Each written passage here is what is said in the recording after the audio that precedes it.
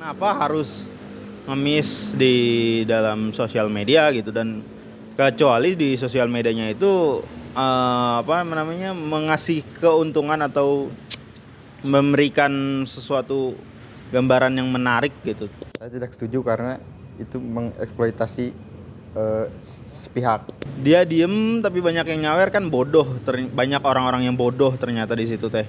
Sebaiknya dia membuka usaha kecil-kecilan seperti berdagang di pinggir jalan ataupun apa.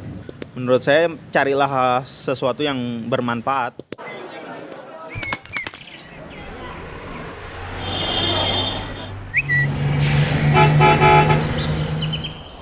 Assalamualaikum warahmatullahi wabarakatuh. Zaman sekarang apa aja dilakukan oleh orang cuma berharap untuk mendapatkan sebagian kecil dari hal yang sifatnya duniawi. Ya materi apalagi. Ya tidak lain materi, fulus. Itu yang terjadi. Bahkan sampai menggadaikan kehormatannya. Ini gak sepatutnya. Saudara-saudariku, kita sebagai muslim melakukan hal itu. Karena hidup kita kan di dunia ini sementara. Kita pasti nanti akan kembali ke kehidupan yang sebenarnya, yaitu akhirat yang abadi. Sekarang ini dalam rangka untuk mengumpulkan amal kebaikan. Makanya cobalah untuk selektif. Lebih mawas diri. Jangan apa aja kita lakukan yang penting bisa menghasilkan cuan. Jangan. Termasuk fenomena orang ini mengemis di dunia online. Di dalam Islam nanti dijelaskan oleh Nabi sallallahu alaihi wasallam ada orang-orang yang ketika dibangkitkan di mahsyar. Ya kita semua tahu ya, mahsyar itu adalah satu tempat tatkala kiamat telah terjadi, kemudian manusia akan dibangkitkan semua dan dikumpulkan di padang mahsyar. Di situ akan ditampakkan tuh oleh Allah. Disesuaikan dengan amal perbuatan kita. Ada manusia-manusia yang laisa fi wajhihi muz'atul lahmin. Wajahnya itu nggak ada satu kerat daging pun yang nempel. Jadi kayak tengkorak aja. Siapa dia? Ternyata itulah orang-orang yang memang ketika di dunia itu hobinya ngemis. Dengan beragam bentuknya. Apakah ngemis gaya konvensional? Ya, dengan penampilan yang memelas, mengiba, compang-camping, atau kadang dia sempurna fisiknya dibikin kayak orang cacat. Nah itu juga. Itu udah lama tuh masanya seperti itu, kita lihat fenomena seperti itu ya. Atau yang seperti sekarang nih, mengemis di media sosial. Ya, dia gadaikan tuh, rasa malunya udah gak ada lagi. Ya, kadang kala dengan membuka aurat atau melakukan hal-hal yang intinya bisa mengundang daya tarik orang. Gak peduli apa itu dibenarkan secara syariat dalam hukum Islam atau tidak. Dan ini adalah hal yang buruk. Ini mental pengemis. Ya. Ini mental pengemis, wahai saudara-saudariku. Jadi cobalah sekarang rubah mindsetnya. Kita cari fulus, kita cari cuan. Itu bukan hanya sebatas kita bisa kumpulkan sebanyak-banyaknya. Tapi yang paling penting adalah yang berkah. Ya tentu idealnya kita semua pengen harta yang kita dapat banyak dan juga berkah. Tapi yang seharusnya jadi orientasi utama itu berkah. Karena kalau berkah nanti berdampak baik kepada banyak sisi. Keluarga, tumbuh kembangnya tuh anak-anak kita jadi anak yang baik. Pasangan hidup juga menyenangkan hati. Suasana rumah tangga nyaman, tentram. Kenapa?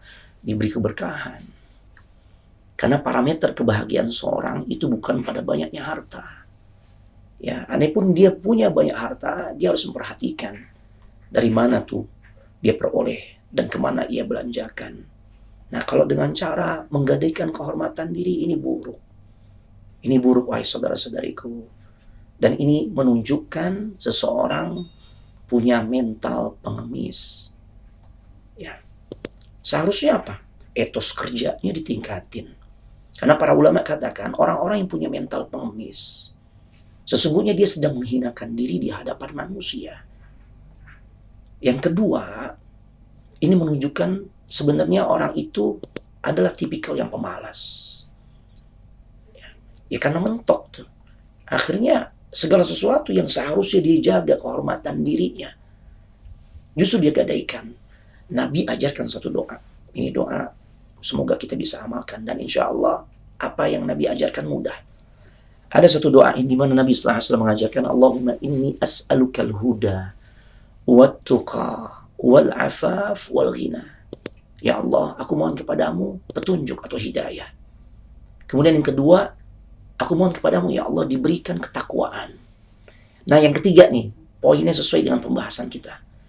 Aku mohon kepadamu ya Allah agar diberikan kemampuan atau memiliki sifat afaf.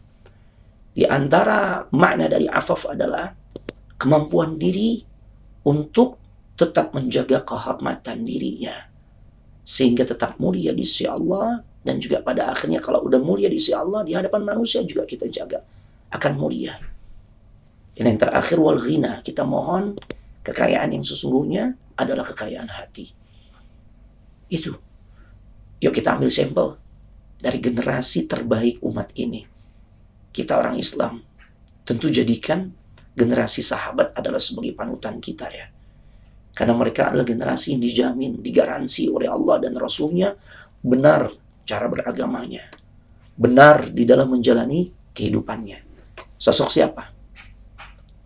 Ada seorang sahabat yang namanya Abdurrahman bin Auf. Saat hijrah, dia nggak bawa apa-apa tuh. Dia tinggalkan kota suci Mekah menuju Madinah. Ya orang bilang jadi gembel tuh ya. Atau orang bilang dia jadi kere. Karena nggak ada sesuatu pun yang dia bawa. Akhirnya dipersaudarakan oleh Nabi sallallahu alaihi wasallam dengan sahabat Ansor yang namanya Sa'id bin Ar-Rabi. Sa'ad ibn Ar-Rabi, apa yang dia lakukan ketika dipersaudarakan dengan Abdurrahman bin Auf yang sangat membutuhkan bantuan dari dirinya sebagai tuan rumah, dan memang tercatat dalam sejarah Sa'ad bin Ar-Rabi kaya raya. Maka Sa'ad berikan setengah dari hartanya. Wih, dahsyat.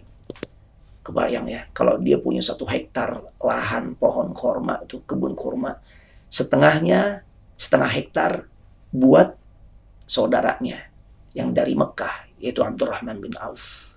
Bahkan di dalam sejarah dijelaskan, Sa'ad ibn Ar-Rabi punya 2 orang istri. Dan saat dia ngelihat saudaranya Muhajirin yang bernama Abdurrahman bin Auf datang ke Madinah, ya orang kita bilang nih sekarang jomblo gitu ya. Dia jomblo. Apa yang terjadi? Dikatakan, lihat di antara 2 istriku mana yang lebih engkau senangi. Ya, luar biasa, ini bukan basa-basi. Kemudian apa yang terjadi? Dikatakan, sampaikan kepadaku, mana di antara 2 istriku yang lebih engkau sukai. Nanti salah satunya aku ceraikan dengan baik, kemudian lepas masa iddah, setelah itu engkau nikahi. Dahsyat jemaah. Apa yang terjadi? Nah ini, sikap menjaga kehormatan diri ditunjukkan oleh Abdurrahman bin Auf. Saat dapat penawaran seperti itu, apa yang dia bilang? Apa yang dia sampaikan? Dia katakan, Barakallahu fi malik wa ahlik. Semoga Allah berkahi harta dan juga keluargamu. Ini kalimat penolakan secara halus. Kemudian saat dia mengungkapkan kalimat yang menunjukkan dia jaga kehormatan dirinya, apa yang dia minta? Kalau mungkin itu terjadi pada kita, gimana? Kita dapat penawaran setengah dari harta. Maka mungkin kalau zaman sekarang nih, kita cari notaris biar orang yang ngasih hadiah atau memberikan sesuatu untuk kita nih nggak berubah pikiran gitu ya. Tapi nggak terjadi kepada Abdurrahman bin Auf. Dia mengatakan, dullani ala suq, tunjukin saja di mana pasar. Dia akan berniaga, dia dagang, dia mandiri, dan dia tetap menjaga kehormatan dirinya. Akhirnya Allah beri keberkahan. Semoga yang sebentar bermanfaat. Wassalamualaikum warahmatullahi wabarakatuh.